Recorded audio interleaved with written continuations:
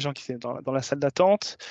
Merci d'être présent à nouveau lors de cette matinée, de cette petite heure dédiée au décret tertiaire. On est à nouveau avec, donc je me présente, moi, Sébastien Ilouz, Banque des Territoires. On est à nouveau avec Pierre Belegue, également Banque des Territoires, et puis Sylvie Merin-Ifra, qui est de Sobre Énergie.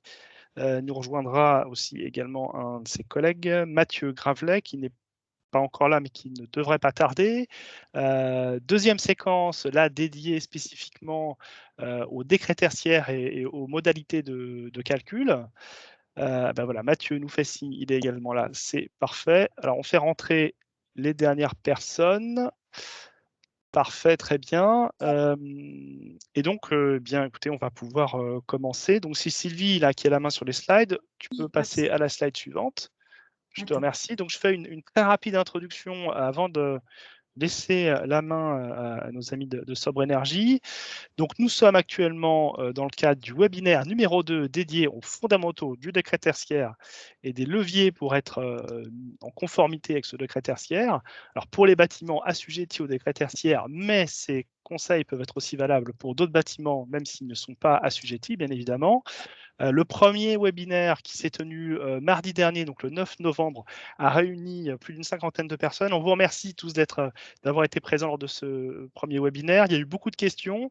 On espère encore cette fois-ci avoir d'autres questions. Avant de préparer là ce webinaire, on se disait que le numéro 2, la décret tertiaire, il allait être un petit peu plus compliqué. On va rentrer dans les modalités de calcul, donc accrochez-vous, il y a quelques fondamentaux à connaître, mais ça vaut le coup pour en comprendre toutes les subtilités. Donc, les méthodes de valeur absolue, les valeurs relatives, du système de management de l'énergie.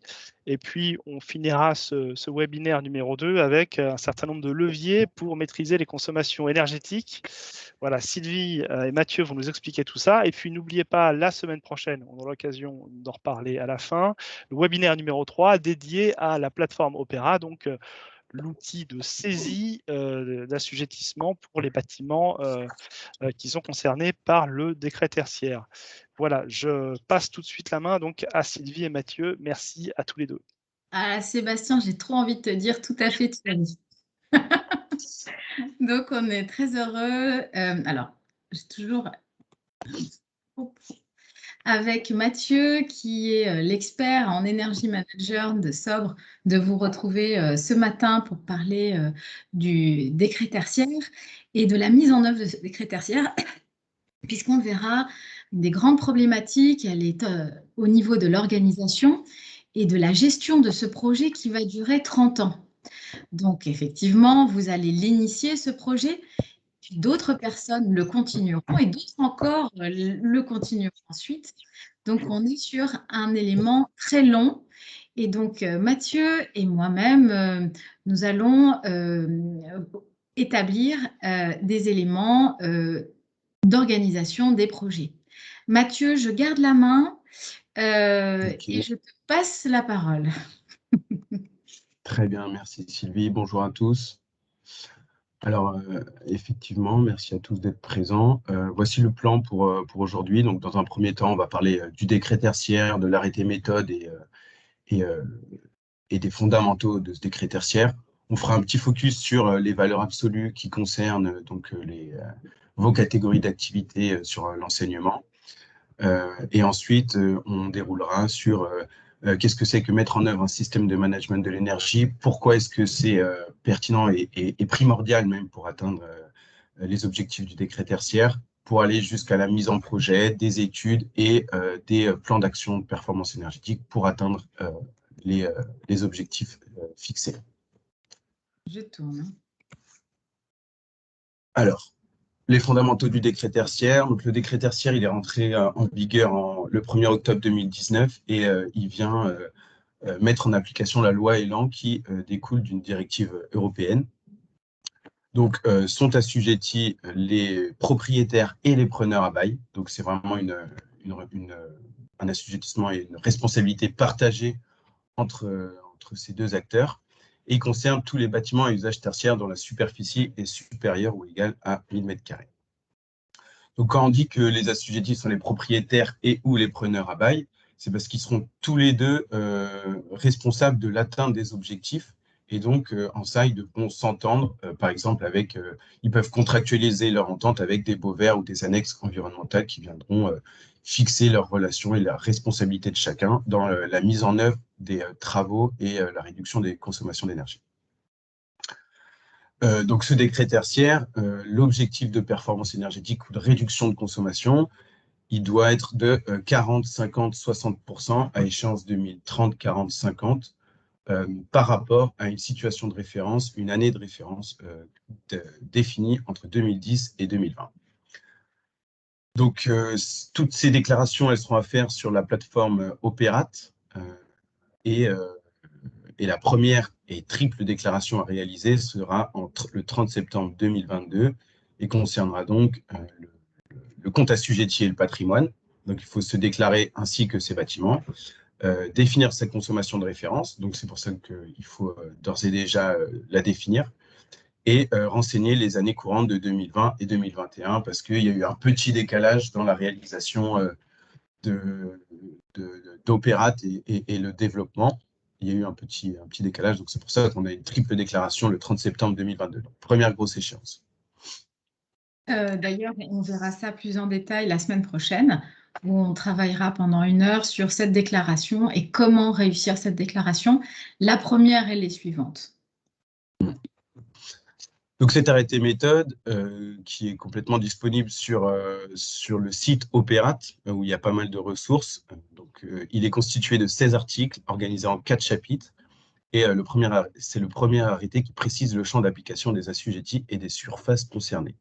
Donc, comme je vous disais, il a été publié en avril 2020 et il renseigne les modalités de calcul de la consommation de référence, les modalités de calcul des objectifs en valeur relative et en valeur absolue. On va revenir sur ces notions. Les dispositions opérates relatives au recueil et au suivi des consommations énergétiques. Les éléments constitutifs du dossier technique de modulation. Ça aussi, on va revenir dessus. Et les conditions de modulation des objectifs. On verra en fonction des objectifs en valeur absolue, on peut avoir des modulations climatiques ou alors en fonction du volume d'activité. Donc, les modalités de calcul des objectifs, comme je vous disais, il y a 2 objectifs. Il ne faut pas choisir, et attention à ça, il ne faut pas choisir si on atteint l'un ou l'autre. C'est à partir de l'année de référence, on peut avoir un objectif en valeur relative, donc qui peut être de 40%, 50% ou 60% par rapport à la valeur de référence. Ou alors, si on est un bon élève, un objectif en valeur absolue. Donc, c'est le CABS qu'il est appelé dans le décret. Et donc, c'est cet objectif de consommation en valeur absolue, il se compose en 2 parties, la partie CVC et la partie USE, Use, qui veut dire les usages spécifiques de l'énergie. Et contrairement à la consommation de référence ou la consommation relative, elle n'est pas exprimée en kilowattheure d'énergie finale, mais exprimée en kilowattheure d'énergie finale par mètre carré et par an. Donc, on verra un peu plus tard comment est-ce que les composantes CVC et Use peuvent être modulées. Donc, il y a différentes conditions de modulation. On peut avoir la modulation de sa consommation pour pouvoir étudier toutes les années sur une même base. Donc, les consommations de référence, les consommations courantes et les consommations cibles. Mais aussi, on a des conditions de modulation de ces objectifs pour diverses raisons. Ça peut être des contraintes techniques, donc des usages spécifiques et l'adaptation des locaux, ou alors des contraintes spécifiques et réglementaires qui seront à justifier par un dossier technique. Par exemple, une contrainte technique, ça peut être l'impossibilité de mettre des équipements en toiture parce que la charge totale du toit ne permet pas d'installer des équipements. Donc ça, c'est une contrainte technique. Il n'est pas possible de réaliser Ah, on a un commentaire. Ah oui. Oui, effectivement, on vous enverra le support. Donc j'en étais où? Oui, les contraintes techniques. Il peut y avoir des contraintes architecturales ou patrimoniales qui devront être justifiées par un architecte des bâtiments de France avec un avis circonstancié. Ou alors des contraintes économiques parce que les économies attendues, enfin le coût des travaux au regard des économies attendues est disproportionné. Donc, on va voir un petit peu plus bas quels sont les niveaux voilà. Merci Sylvie. Donc, comme je disais, les contraintes le dossier technique de modulation qui va venir justifier des modulations des objectifs. Il sera à rendre et à réaliser pour chaque échéance si jamais vous souhaitez moduler vos objectifs. Donc, on a les dates ici, on a le 30 septembre 2026, 2037 ou 2047. Donc, comme je vous disais, si jamais une opération a un coût manifestement disproportionné au regard des économies attendues, on a là les exemples, une action sur le bâti ou une action structurelle si le temps de retour sur investissement brut est supérieur à 30 ans. Pour un renouvellement d'équipement, c'est si c'est supérieur à 15 ans. Et pour la gestion des équipements, la régulation, l'automatisation, c'est une opération qui serait supérieure à 6 ans.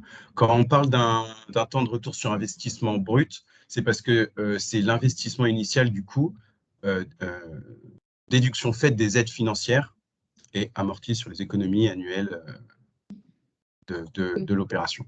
Donc, déterminer pour chaque projet son ROI en avance et identifier dans le ROI celui qui est tenable et celui qui ne l'est pas.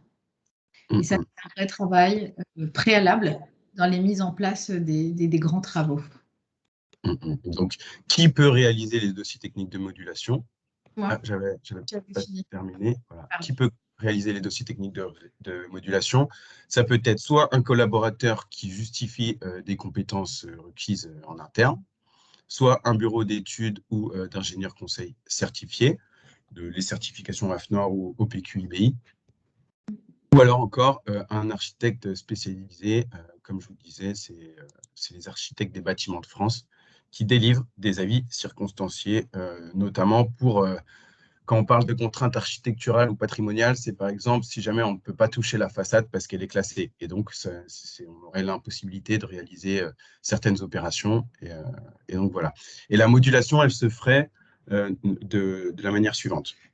Si jamais il y a une opération que vous ne pouvez pas réaliser pour des contraintes techniques, patrimoniales, architecturales, eh bien, la quantité de kilowattheures que vous pourriez économiser par ces actions serait à déduire de l'objectif, donc de votre valeur relative. Par contre, attention, dans les arrêtés, ils sont bien clairs. Pour constituer un dossier technique de modulation, il ne suffit pas de trouver autant d'actions possibles pour réduire son obligation de réduction d'économie d'énergie à 0. C'est-à-dire qu'il faut chercher le maximum d'actions pour quand même réaliser les économies d'énergie. Il ne suffit pas de se dire il y a tant d'actions que je ne peux pas faire pour telle ou telle raison, donc j'ai 0 économie à faire. Ça ne marchera pas et ça sera contrôlé. C'est une question de bonne foi également. Je peux passer? Oui, merci. Deuxième. On va parler des valeurs absolues. Donc, les valeurs absolues, donc l'objectif exprimé en valeur absolue des bâtiments tertiaires à horizon 2030. Il est défini pour chaque catégorie d'activité par son code NAF. L'arrêté valeur absolue 1, qui est sorti fin de l'année dernière, il me semble, il regroupe les valeurs absolues pour les catégories d'activité des bureaux de services publics, les établissements d'enseignement primaire et secondaire, c'est ce qui nous intéresse aujourd'hui, ainsi que le secteur de la logistique du froid. Ces 3 catégories d'activité représentent 50% des surfaces tertiaires en France, c'est pour ça qu'elles font partie du premier arrêté. Donc aussi, les codes NAF sont classés par section et je pense que vous connaissez vos codes NAF. Et donc voilà, les tables de valeur absolue, elles comprennent la liste exhaustive, c'est ça, mais on va avoir un visuel un peu plus bas qui sera beaucoup plus parlant. Donc on a les composantes CVC définies par les zones géographiques, la composante use dont je vous parlais tout à l'heure, les indicateurs d'intensité d'usage et les étalons de ces indicateurs d'intensité d'usage qui permettront de recalculer la partie use modulée. Donc, la formule de modulation, on a un exemple qui est ici. Ça, c'est un des exemples qui concerne la catégorie d'activité des bureaux de services publics. Donc, on a donc des ratios qui sont définis par le législateur et on a par exemple les indicateurs d'intensité d'usage, ça va être le taux d'occupation par rapport au taux d'occupation étalon, la surface étalon par rapport à la surface par poste de travail qu'il y a effectivement sur vos bâtiments, le nombre d'heures ouvrées par rapport à la durée étalon, etc., etc. Vous allez voir un peu plus bas, c'est beaucoup plus parlant. Donc, les activités d'enseignement concernent les codes NAF précis. Par exemple, pour le pré-primaire, c'est le 95.10Z, etc., etc. On a mis cette slide surtout pour que, une fois qu'on vous enverra la slide, et ben, vous ayez les informations précises à disposition. Donc, voilà la slide qui est un peu plus parlante. On a ici une table en exemple. Donc, c'est pour la sous-catégorie maternelle. Donc, en grand 1, on a la valeur de la composante CVC en fonction de la zone géographique et de l'altitude. Donc, on vous a remis aussi une carte des zones géographiques pour que ça soit plus clair et plus visuel. Et on voit que donc, plus on est dans une zone climatique rigoureuse en hiver avec aussi de plus en plus d'altitude, on a des valeurs de la composante CVC cible qui sont différentes et plus élevées. Donc, en 2, on a la valeur de use étalon qui servira dans la formule.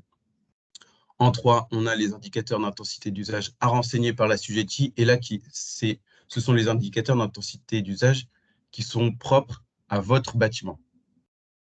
Et ils seront à renseigner tous les ans avec une déclaration sur l'honneur. Donc là, typiquement, pour la sous-catégorie maternelle, les indicateurs d'intensité d'usage sont la durée supplémentaire d'ouverture en période de chauffe par rapport à l'étalon, qui est la densité temporelle étalon de 1900 heures ouvrées par an, qu'on a ici. Et le deuxième, c'est la durée supplémentaire d'ouverture hors période de chauffe par rapport à l'étalon en heures par an, appelé DS1 et DS2. Donc, on retrouve bien ces indicateurs d'intensité d'usage dans la formule de modulation de la composante use. Donc, voilà. Et il suffira sur Opera de renseigner vos consommations. La part CVC, elle peut être soit mesurée par sous-comptage, donc toute la consommation d'énergie qui concerne l'ambiance thermique du bâtiment ainsi que la ventilation, se retrouvera dans la partie CVC, mais elle peut aussi être recomposée à partir d'une formule qu'on retrouve dans l'arrêté et qui se base sur des ratios de consommation surfacique par rapport à la rigueur climatique. Donc là, il y a un arrêté qui est en consultation et qui doit sortir là vraiment très prochainement et qui concerne justement aussi les ajustements pour les variations climatiques. À ce jour, on a 2 arrêtés qui illustrent l'application du décret tertiaire. On en attend 3 autres. Mathieu, la valeur absolue 2 pour les autres surfaces. La valeur absolue 3 pour les dom-tom, c'est ça? Ouais. Et les conditions climatiques dont tu viens de parler.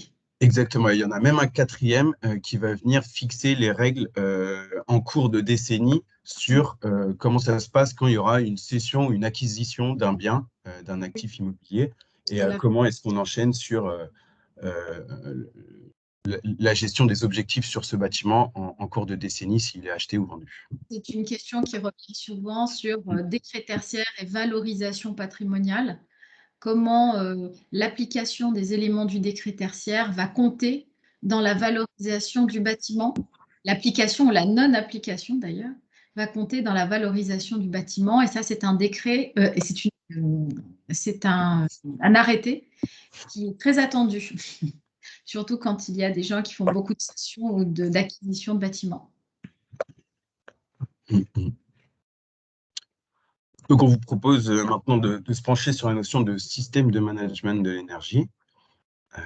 Donc, on va voir un peu plus bas les slides. Donc, afin de se mettre en conformité pour atteindre les objectifs du décret tertiaire, sur un parc immobilier qui forcément est un petit peu hétérogène, il est nécessaire d'être méthodique dans la gestion globale du projet. Donc, il faut dans un premier temps recueillir et stocker les données relatives à son patrimoine. Il faut ensuite caractériser la performance de son patrimoine pour se situer par rapport aux objectifs. Et enfin, définir la trajectoire pour répondre aux objectifs auxquels vous serez assujetti. Donc, on a coutume chez nous de déployer la méthode que vous voyez, que vous avez vue juste avant, qui est assez vertueuse et cyclique, parce qu'un système de management de l'énergie doit intégrer la notion d'amélioration continue. Voilà. En plus sur 30 ans. Oui, c'est ça. Du décret tertiaire avec des échéances tous les 10 ans. Donc, nécessairement des attendus tous les 10 ans très précis en termes d'efficacité et donc obligatoirement une amélioration continue puisque les attendus sont par palier et sur une trajectoire.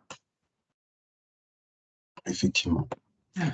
Alors, dans le premier temps, connaître son patrimoine, qu'est-ce que c'est? Donc, c'est récupérer, recueillir toutes les informations qu'on peut avoir sur son bâtiment, donc l'enveloppe du bâti, la structure, les isolations, l'étanchéité, etc.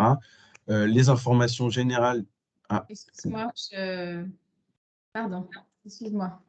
Les informations générales sur l'ensemble des équipements, donc les systèmes CVC, les usages spécifiques de l'énergie, la gestion active du bâtiment, etc., etc.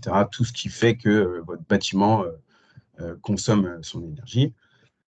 La notion d'adaptation des locaux, donc il y a les indicateurs d'intensité d'usage et les zones d'usage thermiquement homogènes qu'on étudiera, et les occupants, donc c'est leur comportement, la bonne maintenance, l'exploitation technique et la réalisation de travaux avec tous les prestataires qui pourront venir faire de la maîtrise d'œuvre pour mettre en œuvre des actions de performance énergétique.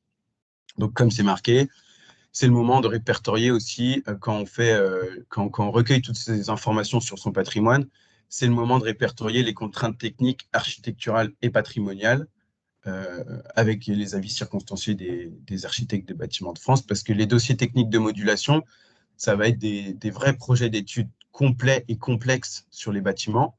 D'ailleurs, la trame des dossiers techniques de modulation se retrouve dans l'arrêté méthode et doit comprendre une étude sur le bâti, sur les équipements, sur le comportement des occupants également. Et donc, c'est dès cette première étape de la mise en œuvre du système de management de l'énergie qu'il faut répertorier toutes ces contraintes pour savoir si vous allez avoir besoin de réaliser un dossier technique de modulation, parce qu'il faut le réaliser et le livrer sur Opérate aux échéances dont on a parlé tout à l'heure, uniquement si vous souhaitez avoir des modulations d'objectifs. Donc, voilà. Passons maintenant à la caractérisation de la performance énergétique. Donc, la performance énergétique des bâtiments existants, c'est difficile à caractériser. Donc, au-delà de la problématique énergétique complexe des bâtiments existants, la performance énergétique est une notion polysémique qui est relative aux objectifs, aux résultats et aux actions mises en œuvre pour produire les résultats grâce aux moyens qui nous seront donnés. Donc, on a donc la pertinence, qui est la pertinence énergétique, c'est les moyens mis en œuvre lors d'une réhabilitation correspondent-ils aux objectifs de réduction des besoins énergétiques? La performance relative aux résultats, c'est une notion d'efficience. Donc, l'efficience énergétique, c'est est-ce que la consommation énergétique est minimisée pour un confort thermique maximal? Et donc, la performance relative aux actions mises en œuvre, c'est l'efficacité. Et donc, on peut se poser la question, est-ce que la réhabilitation a permis de réduire la consommation énergétique du bâtiment existant de façon proportionnée aux objectifs attendus? Somme toute, Mathieu, le décret tertiaire nous permet de nous poser toutes ces questions de manière régulière vis-à-vis des actions, des performances énergétiques qu'on va mettre en place. On est obligé de se poser la question à chaque tournant, à chaque élément, à chaque projet énergétique de cette pertinence, l'efficience et l'efficacité, n'est-ce pas? Exactement. Exactement. Et qui plus est, la performance, c'est également une notion qui est multidimensionnelle. Elle est relative au niveau de décision auquel elle correspond. Donc, construire ou réhabiliter un bâtiment, ça consiste à élaborer une décision qui implique la participation de plusieurs acteurs qui ont tous des compétences et des niveaux de responsabilité distincts. Donc, on a les occupants, la maîtrise d'ouvrage, la maîtrise d'œuvre, les bureaux d'études ou les autres prestataires d'exploitation ou de maîtrise d'œuvre, je le disais tout à l'heure, et aussi les managers et équipes techniques. Donc ça, c'est ce qu'on aime bien appeler l'engagement chez nous, et ça prouve que ce projet de réhabilitation et de réduction des consommations d'énergie, c'est un projet qui doit articuler tous les acteurs de la gestion du bâtiment et même qui occupent le bâtiment. Donc, pour continuer à caractériser sa performance, on a donc des actions qui sont spécifiques à la réhabilitation. Donc, on a plusieurs actions spécifiques. C'est diagnostiquer le bâtiment existant et identifier les origines des consommations énergétiques et les niveaux de confort. Le diagnostic doit permettre de connaître l'état du bâtiment, analyser les informations recueillies pour déterminer l'écart avec les objectifs et indiquer les actions possibles à mettre en œuvre. Il faut ensuite réaliser une approche comparative avec des bâtiments similaires aux vôtres à différents stades d'avancement du processus de réhabilitation. Donc, il s'agit donc d'identifier les similitudes constructives et la fréquence des problèmes rencontrés pour le même type de bâtiment, de prendre connaissance d'autres expériences aussi de réhabilitation. Et à ce titre-là, sur Opérate, vous avez, je vous en parlais au début, des ressources où il y a des études de l'ADEME sur des réhabilitations, etc. Donc ça, c'est vraiment des ressources que vous pouvez aller récupérer et qui sont très intéressantes. On a ensuite mettre en place un pilotage efficace de l'opération de réhabilitation et de prendre en compte la complémentarité de techniques existantes, traditionnelles ou encore innovantes. Ensuite, il faut évaluer la performance économique, sociale et environnementale selon des horizons variables sur le moyen et sur le long terme. Et enfin, se fixer des objectifs mesurables, des indicateurs à suivre, des référentiels pour les comparer et repérer les leviers d'action, favorisant la capacité d'autocorrection tout au long du projet. C'est encore la notion d'amélioration continue dont on parlait tout à l'heure. Donc, effectivement, c'est une approche, on le disait, multidimensionnelle, mais aussi pluridisciplinaire. Donc, une fois qu'on a caractérisé la performance énergétique de son parc de bâtiments, il s'agit de définir sa trajectoire.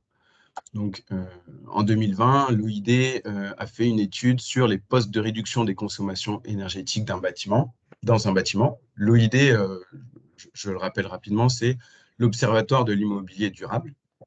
Donc, on voit ici les postes de réduction de consommation d'énergie dans un bâtiment.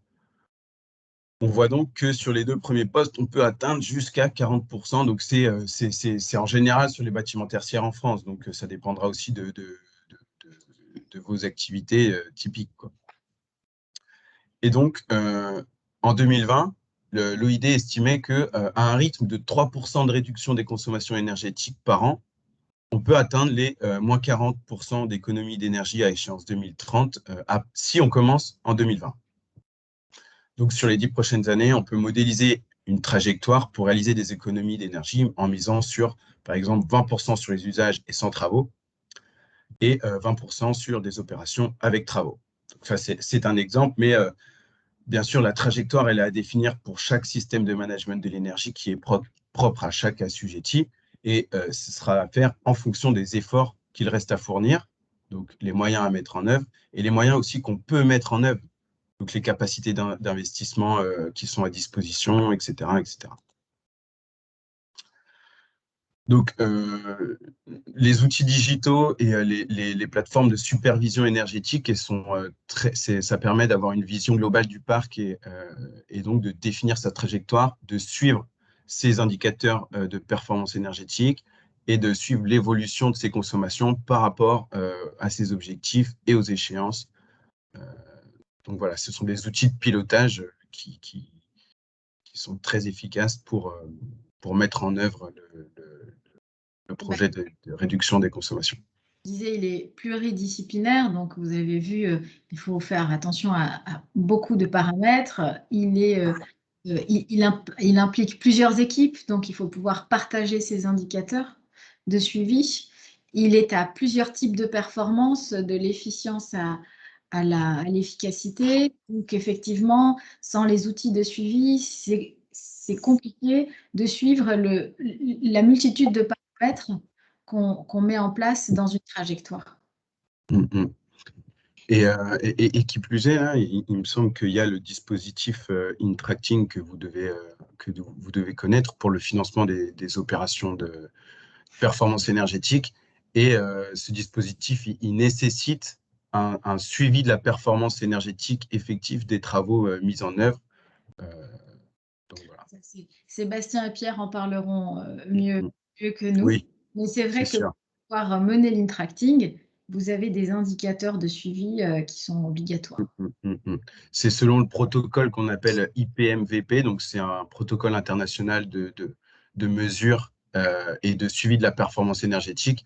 Pour faire simple, l'idée c'est de fixer une année de référence, de définir des travaux à mettre en œuvre et de définir des périodes de suivi de certains usages énergétiques significatifs et autres indicateurs de performance énergétique pour voir si les opérations et les travaux mis en œuvre permettent d'atteindre les niveaux de réduction de consommation énergétique attendus.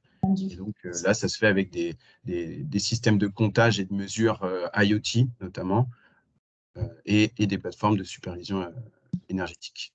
Et vous l'avez bien compris, tous ces éléments-là, on a l'impression qu'on s'éloigne un peu du décret tertiaire puisqu'on parle de façon plus générale d'un système de management énergétique. Mais en fait, on ne s'éloigne pas tant que ça puisque le décret tertiaire, c'est en fait une méthodologie demandée par l'administration de faire ce suivi énergétique, d'adopter ces méthodologies énergétiques qui peut-être sans le décret tertiaire et sans la contrainte, serait moins sur le devant de la scène déjà, serait moins adopté. Et donc, la volonté de l'administration a été justement par l'aspect réglementaire, travailler et de façon assez collaborative parce que tous les arrêtés sont ouverts à la consultation. Donc, on vous invite aussi, quand les arrêtés sont en consultation, d'aller les lire et s'il y a des choses qui ne vous conviennent pas, de le dire à l'administration qui, comme il a ouvert la consultation, attend vos retours. Mais ces différents arrêtés obligent à une méthodologie qui existe par ailleurs, qui est la méthodologie du système de management énergétique. Donc, on est obligé de vous exposer cette méthode pour que vous puissiez la rendre active dans le cadre du suivi du décret tertiaire. Et très rapidement, on a identifié avec Mathieu 2 leviers d'action pour cette mise en place du décret tertiaire. La première, et on l'a vu avec l'OID, sur la sobriété des usages, les premiers 10%, 13% que l'on peut, je n'aime pas ce terme, mais quelquefois il s'impose, que l'on peut gratter sans mettre en œuvre des projets de réhabilitation colossaux. C'est la sobriété énergétique en soi, c'est les usages du bâtiment, où on l'a évoqué un peu la semaine dernière, il s'agit de comprendre les enjeux, de sensibiliser, de former aussi, d'agir aussi bien au niveau des comportements que du pilotage fin du bâtiment et de pérenniser ces éléments parce qu'effectivement, on peut mobiliser les équipes 15 jours, mais sur 10 ans, il faut avoir une certaine vigilance et un certain suivi. Oui. En termes de pilotage, donc quelqu'un pose une question, où on trouve ces outils de suivi énergétique? J'imagine qu'il y en a pléthore. Absolument. Alors, il y a cet outil de suivi extraordinaire qui est celui de Sobre Énergie, mais vous avez plusieurs autres plateformes sur le marché. Nous devons d'être objectifs. Amorce a fait une étude comparative des plateformes. Ce qui est intéressant, c'est de voir aussi quels sont vos besoins. Quand vous avez une équipe plus pléthorique qui prend en charge le projet, vous aurez un besoin de plateforme, d'outils de suivi, on va dire, minimal. Quand vous n'avez pas d'équipe sur le projet, vous aurez peut-être une plateforme de suivi plus développée. Ça, c'est la première critère de choix. Une autre critère de sélection, c'est vous avez beaucoup de bâtiments anciens et des passoires énergétiques, ou vous en avez moins. Je ne sais pas, il pourrait s'agir que, il pourrait se trouver que votre parc est très performant. Donc, quand vous avez beaucoup de bâtiments non performants, effectivement, c'est des actions plus fines et plus répétées, donc des outils plus développés. Vous avez beaucoup de bâtiments, vous avez moins de bâtiments. Vous avez 2 bâtiments, bon, ça ne se pose pas ici, vous avez tous plus de 2 bâtiments, mais vous avez 2 gros bâtiments, bon, et encore. Mais vous avez plus que 2 bâtiments, il faut aussi établir. En fait, vous allez choisir votre plateforme. Et puis nous vous invitons à venir voir la nôtre, mais pour rester vraiment objectif, choisissez votre plateforme en fonction de vos objectifs et vos besoins, notamment en termes d'équipe interne, de maturité et d'état de votre patrimoine. La seule chose que je peux dire sur Sobre, et vous m'autoriserez Sébastien et Pierre, c'est que, et ça a été aussi appuyé par Marc Leroux, qui est le concepteur du décret tertiaire, c'est qu'on ne peut pas appliquer la même recette à tous les bâtiments d'un parc. Il y a une cartographie à faire, et Mathieu, tu me corriges, mais il y a une cartographie à faire parce qu'il y a des profils énergétiques différents dans votre parc et nécessairement des actions différentes, et on le verra dans la suite, des actions différentes à faire selon ces profils-là. Quand vous aurez quelqu'un qui vient et qui vous dit « on va tout faire la même chose », là, il faudra vous méfier. Parce que tous vos bâtiments ne se valent pas dans votre parc et ne seront pas à gérer de la même manière énergétiquement dans votre parc. Donc déjà, ça, c'est une alerte. La deuxième alerte, si vous avez 5 ou 6 personnes dédiées, vous aurez moins besoin d'une équipe en maîtrise d'œuvre, par exemple. Qu'est-ce qu'il y aurait d'autre comme critère, Mathieu, sur le choix d'une plateforme? J'avoue que je ne connais pas exactement toutes les plateformes des concurrents, mais effectivement, on le voit on le verra dans le deuxième levier d'action. Effectivement, en fonction de la maturité et de la complexité de votre parc immobilier, il y a différentes études à mener. Et donc, oui, une plateforme de supervision énergétique pour voir et suivre les consommations énergétiques, elle peut se coupler avec des outils et des modules de planification d'action de performance énergétique, d'études et de diagnostic à différents niveaux, etc. Et donc ça, vous pouvez avoir plus ou moins d'accompagnement sur des études ou alors uniquement la supervision énergétique en fonction du partenaire avec qui vous déciderez d'avancer. Veuillez aux certifications AFNOR et OPQ-IBI, ça aussi, c'est important. Et puis voilà, après, vous êtes les bienvenus dans la consultation de nos plateformes et de notre plateforme ainsi que les autres. Je passe très vite sur la sensibilisation, pardon, excusez-moi, c'est vraiment pour le coup très vite. Donc, on revenait sur la sobriété énergétique des usages. Effectivement, il y a plusieurs paramètres dans cette sobriété qui nous permet quand même d'avoir ces premiers 10% sans mettre en place de trop grandes dépenses au sujet des réhabilitations et des travaux. Il faudra vraiment identifier, il faudra faire un audit des usages. On dit ça souvent, comme il y a un audit comme il y a un audit énergétique des consommations, il y a un audit des usages et identifier en fait qu'est-ce qui serait le frein ou qu'est-ce que serait le levier pour que vos équipes puissent travailler à la sobriété de leurs usages à l'intérieur de vos bâtiments. Donc là, on a listé un certain nombre de freins et il faudra également dans ce nombre. En général, nous, ce qu'on fait, c'est quand on va sur un territoire ou dans une entreprise, et vous pouvez faire vraiment ça aussi de votre côté, c'est qu'on va établir un questionnaire et on va identifier en fonction de ce questionnaire, en fonction des réponses de ce questionnaire, quels sont les principaux freins. un des grands freins, on l'avait évoqué rapidement la fois dernière, c'est la formation. Les équipes techniques se disent peu formées à ces nouvelles façons de gérer le bâtiment. Et on ne parle que d'exploitation là, on ne parle pas de travaux. Donc, prévoyez de la formation pour vos équipes techniques. Il existe des outils d'auto-formation, il existe des outils à la gestion de plateforme et de ces outils de suivi dont on a parlé.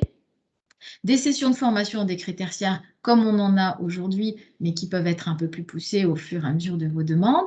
Et puis, prévoyez aussi dans les personnes qui vont vous accompagner sur le décret tertiaire, le fait qu'il y ait une hotline parce que la mise en place, les 2 ou 3 premières années, ça ne va pas être si facile que ça. Très rapidement aussi, informer vos occupants sur le fait que vous mettez en place ce décret tertiaire et des projets de sobriété énergétique. Donc, ce n'est pas qu'un élément technique, ce ne sont pas que des objets techniques. C'est aussi, et comme l'a dit très justement Mathieu, c'est quelque chose de pluridisciplinaire qui engage plusieurs types d'acteurs. Donc, faire des campagnes d'éco-gestes, informer sur les impacts, dire quand vous faites cet éco-geste-là ou cet ensemble d'éco-gestes-là, quel impact ça a sur le bâtiment, sur la consommation du territoire et de façon plus globale.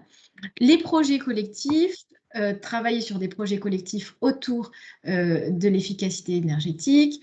On met en place, nous, sur la demande de partenaires, des fresques du climat ou des fresques de la sobriété énergétique. C'est des moments ludiques et pédagogiques sur comment nos actions ont un impact sur l'énergie.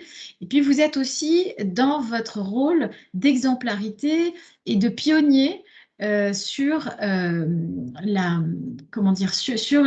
sobriété. On en parle beaucoup. Il y a la COP26 qui vient de se terminer. Certaines déceptions aussi qui se lisent un peu partout dans la presse. Le territoire a un rôle pour faire vivre cette sobriété dans ses équipes et peut-être sur le territoire avec un certain nombre d'actions. Je suis sûre que vous mettez déjà en place de façon plus globale sur la RSE et vous pouvez imaginer dans ces actions plus globales de RSE que vous mettez déjà en place un axe dédié à la sobriété énergétique qui va accompagner la réussite de vos objectifs sur le décret tertiaire. Très rapidement, donc mobiliser avec votre plateforme, parce que la plateforme de suivi énergétique va aussi servir au suivi des actions mises en place et puis aussi à la communication des différents messages que vous voulez mettre en avant auprès de vos équipes. Identifier les groupes d'ambassadeurs parce que vous savez qu'il y a toujours 3-4 personnes qui sont plus écolos que le reste et eux prendront en charge ces actions-là avec énergie. Et puis, faire le suivi, organiser des défis, travailler sur les messages. La DGS peut tout à fait prendre parti. Le directeur du patrimoine, les responsables du patrimoine peuvent complètement travailler aussi, par exemple, avec les responsables et les directions de l'éducation pour travailler des messages autour de l'énergie de la RSE. En tout cas, tous ces éléments-là concourent à diminuer et à justement éviter, entre guillemets, de recourir tout de suite aux travaux pour ces 10 premiers pourcents de sobriété énergétique. Et je passe la parole à Mathieu qui va vous parler dans le dur des études énergétiques pour définir les bouquets d'actions pertinents. Mathieu. Alors, oui, effectivement, je vois l'heure qui tourne, mais c'est vrai que le sujet est dense. On va essayer d'aller le plus rapidement possible. Donc, effectivement, les études énergétiques, c'est une démarche énergétique qui est engagée sur un temps long. Donc ça, il faut bien le prendre en compte. Et au-delà de la démarche énergétique, c'est l'occasion d'analyser le patrimoine de manière globale en intégrant l'ensemble des enjeux immobiliers. Donc voilà. On reboucle sur la caractérisation de la performance énergétique. Donc, il y a le diagnostic énergétique, qui est un travail de recherche qui vise à connaître et à agir en identifiant les raisons qui expliquent une situation et les actions à mener en considérant les causes et les effets des dérives. Et il faut bien comprendre qu'il est différent de l'audit qui lui-même est un constat qui est réalisé par un contrôle a posteriori selon un référentiel qui serait prédéfini. Le diagnostic énergétique est préalable à une réhabilitation. Il comporte 3 étapes, on le voyait juste avant. C'est l'évaluation de la performance énergétique du bâtiment existant, l'identification et l'évaluation des actions possibles de réhabilitation et l'établissement d'un rapport de diagnostic énergétique. Donc, ce diagnostic, l'évaluation globale de la performance énergétique, il se fait par un diagnostic et s'organise selon les 3 niveaux. Le niveau 1, qu'on a sur la slide d'après, c'est l'approche comparative. Donc là, l'idée, c'est d'identifier et de comparer son bâtiment par rapport aux autres bâtiments qui seraient de typologie similaire. Donc l'idée, c'est là de suivre, de caractériser des indicateurs de performance énergétique propres à votre activité. Donc on reconnaît ici les indicateurs d'intensité d'usage, d'analyser des modèles statistiques et des bases de données pour se comparer aux mêmes bâtiments existants. Donc après, ça découle sur le niveau 2 qui correspond au diagnostic de visite. C'est souvent utilisé dans les bâtiments où les différents systèmes qui consomment l'énergie sont standardisés et où les actions possibles d'économie d'énergie peuvent être facilement répertoriées. Donc, après avoir effectué la maintenance, l'entretien, les bons réglages, la consommation énergétique du bâtiment est-elle plus élevée que celle du bâtiment similaire? Oui ou non? Après, on peut aller à un niveau 3, plus loin, l'investigation, qui doit permettre d'identifier les différentes sources de consommation d'énergie sur le bâtiment. Il prolonge le diagnostic de visite qui fournit des informations nécessaires à la définition du champ d'investigation. Donc là, le but final étant de définir des usages énergétiques significatifs qu'on peut avoir, c'est le chauffage, la ventilation, la climatisation, l'éclairage et les autres process, par exemple.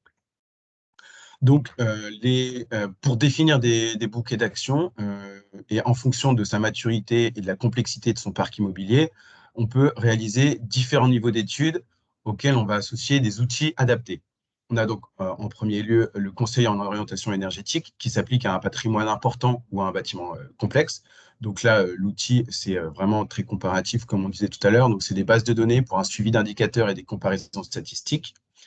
On a le diagnostic thermique qui est destiné aux bâtiments d'habitation ou tertiaires qui sont uniquement chauffés. Donc là, les outils, on a aussi le diagnostic énergétique qui va un peu plus loin, qui est semblable au diagnostic thermique, mais qui s'applique aux systèmes plus complexes. Donc là, les outils pour ces diagnostics, ce sont les bases de données et les comparaisons statistiques, ainsi que des outils informatiques et de mesure pour des études et des calculs. Enfin, le dernier niveau d'études, le plus complet, le plus complexe, c'est l'audit énergétique qu'on peut dire instrumenté, qui est orienté vers les bâtiments tertiaires qui sont complexes avec multi-usages, multi-occupations, etc. Donc là, les outils, ce sont les mêmes que précédemment, plus des IoT de mesure, donc des capteurs, des compteurs, des sous-compteurs et des logiciels de simulation thermique dynamique qui permettront de simuler des bouquets d'actions pour voir leur impact énergétique sur le bâtiment.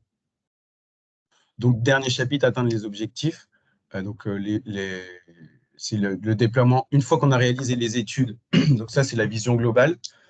Donc, on le rappelle, on a mis cette slide pour avoir une vision globale. C'est une fois qu'on a réalisé tout le référentiel de son bâtiment, on sait ce qu'on a, on définit notre méthode pour arriver à nos objectifs, et là, on déploie les moyens pour atteindre les objectifs. Donc, premier niveau d'action, ensuite deuxième, rénovation légère, et ensuite troisième, rénovation lourde. Dans ce premier niveau d'action, c'est des actions qui seront récurrentes tous les ans et qui seront donc des actions saisonnières.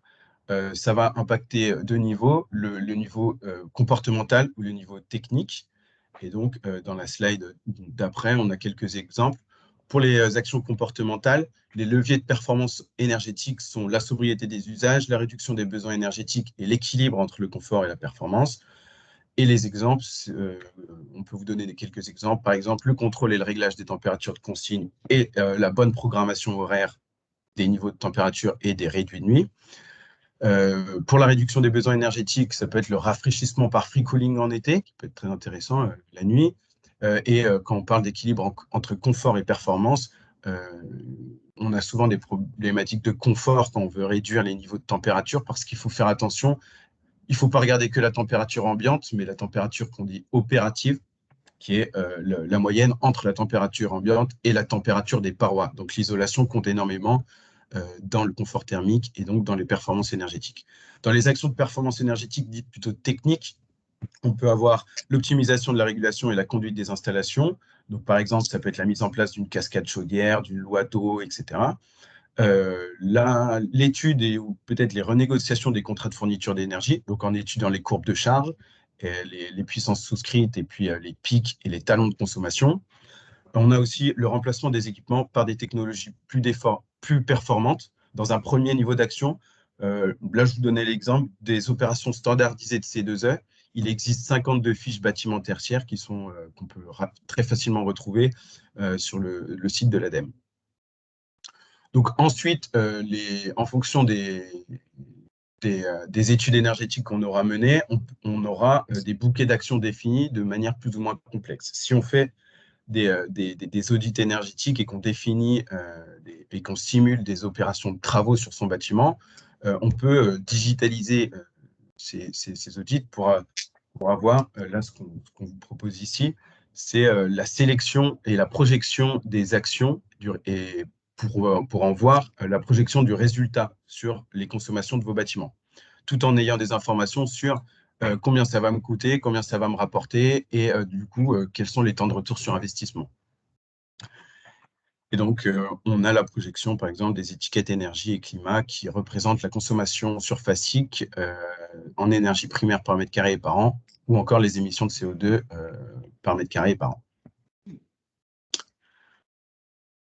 Donc, ces plans d'action aussi, dans une logique et dans un souci d'amélioration continue, il faut suivre la mise en œuvre de ces actions et voir si les gains attendus sont bien au rendez-vous. Donc, c'est pour ça que, encore ici, l'outil de supervision et de gestion numérique de votre système de management de l'énergie peut vous permettre d'avoir une vision globale et de piloter l'ensemble de la mise en œuvre des travaux, des actions et de leur efficacité.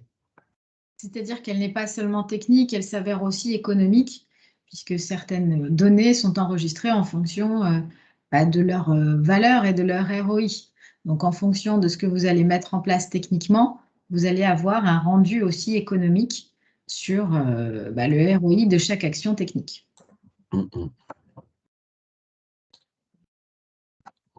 On peut passer à la slide. Je crois que c'est la conclusion. Donc voilà, je suis désolé, je suis allé assez vite sur la fin pour qu'on rentre dans les temps, mais bien sûr, on sera disponible pour répondre à vos questions. Pour conclure, donc voilà, le projet du décret tertiaire, il est rentré en vigueur en 2019 et ça va nous accompagner jusqu'en 2050. Donc c'est vraiment un projet qui est long, sur 30 ans. Donc on voit que la mise en place d'un système de management de l'énergie, elle débute par la connaissance, la caractérisation de son parc immobilier, la réalisation d'études énergétiques pour définir des bouquets d'actions qui permettront de mettre en œuvre des actions de performance énergétique. Ces études, les résultats de ces études, il faut analyser économiquement et articuler les propositions qui seront dedans avec votre stratégie immobilière. Donc là, c'est aussi le moment de faire attention à la justification des modulations d'objectifs avec le dossier technique de modulation. Je dis ça pour recouper avec vraiment que ça soit concret entre la mise en place d'un système de management de l'énergie et le décret tertiaire. Donc suite à ça, vous faites votre programmation pluriannuelle de travaux. Vous pouvez aller chercher les financements et les subventions auxquelles vous aurez droit pour terminer sur la mise en projet et la mise en œuvre des actions de performance énergétique, la réalisation des travaux et la transition énergétique de vos parcs immobiliers. Je termine sur un petit point qui peut être très intéressant pour vous, gestionnaires de parcs immobiliers dans le décret tertiaire, c'est la possibilité de mutualiser les objectifs sur toute ou partie du parc. C'est-à-dire que vous pouvez avoir l'objectif en valeur relative et le mutualiser sur l'ensemble du parc. Si vous avez un gros bâtiment qui consomme 90%, j'exagère, je grossis les traits, qui représente 90% de la consommation énergétique de votre parc immobilier. Si sur celui-là, vous réalisez 60% d'économie d'énergie sur la première décennie, ça va vous représenter une quantité de kilowattheures que vous pourrez dispatcher sur les autres bâtiments sur lesquels vous n'aurez pas réalisé d'économie d'énergie ou alors pas assez. C'est ça qu'on appelle la mutualisation des objectifs. Mais c'est quand même complexe et risqué et il faudra attendre aussi le prochain arrêté sur la cession et l'acquisition des actifs parce que, bien évidemment, ça aura un impact sur la mutualisation des objectifs. Donc voilà, j'espère que j'ai été assez clair, mais on peut être disponible pour répondre à vos questions maintenant ou plus tard.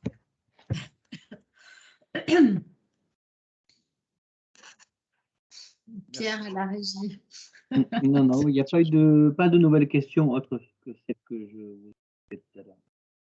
Bon, mais dans ces cas-là, on va conclure. Alors, donc vous l'avez compris, les notions liées au décret tertiaire et à l'atteinte des objectifs sont des notions quand même relativement complexes qu'il faut appréhender en se posant un certain nombre d'étapes pour pouvoir définir quelles sont les consommations de ces bâtiments. Et puis, dans ce prolongement de l'identification de ces obligations du décret tertiaire, ensuite construire sa stratégie, notamment en identifiant les actions de performance énergétique sur les 3 leviers qui ont été montrés, à la fois sur le comportement, à la fois sur l'exploitation des bâtiments et puis à la fois sur les travaux. Tout ça, c'est donc des projets à vocation forcément transversale et qui doit animer donc un certain nombre de directions au sein de votre commune. Nécessairement.